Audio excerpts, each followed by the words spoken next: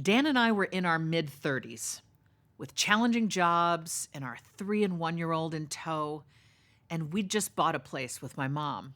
There was no space for just us. For our 10th wedding anniversary, we invited some close friends and family over for a fancy dinner. When it came time for toasts, I raised my glass and said, "There were times over this past year when I wondered whether, when we got to this point, we'd even have anything to celebrate." Our guests stared at their plates. But Dan, at the other end of the table, cocked his head, smiled at me, raised his glass, and said, "I'll wait for you if you'll wait for me." Which was basically him saying, "Baby, it's not us. It's circumstance. We'll get through." Y'all, this is what love looks like. Hear me. Whether you want romantic and sexual intimacy, or are ace or arrow, the relationships you have with the people dearest to you take work. But sometimes life gets so busy and stressful that we're barely making eye contact anymore. I want you to fight for these relationships. Be intentional. Carve out time. Get therapy. Learn each other's love languages so you can show up in the manner the other ones need. And if you're having sex, make sure the pleasure is mutual. Ask for what you want and get good at what they want.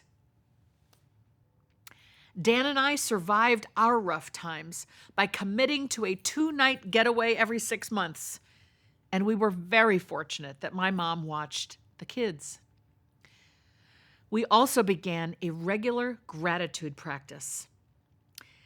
Dan printed the statement, "I love you because," on a piece of paper, put it in a glass picture frame, and set it on the bathroom counter with a dry erase pen. On a roughly weekly basis, still, we write love notes.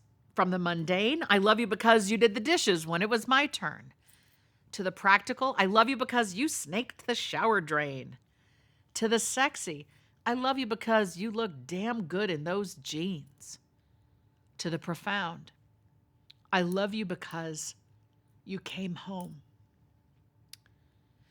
Whatever your relationship situation is, my point is that relationships need attention if you want them to last, which you do. After decades now with Dan, I dread the almost certain inevitability that one of us will be left to grieve the other. So let me acknowledge this paradox, which is that our most amazing relationships can result in deep pain if and when we lose them. Even well short of death, we may experience tremendous pain if a partner decides that we are no longer for them. Whether they handle it kindly or cruelly, if we didn't see it coming, if it wasn't mutual, this loss leads to grief. But y'all, some people avoid committing deeply because they want to protect themselves from the potential pain. No, no, no. The stunning sense of wonder and security that deep love brings is worth the pain. You will be okay. Through grief counseling, other forms of therapy, and from the sheer passage of time, you will. I promise.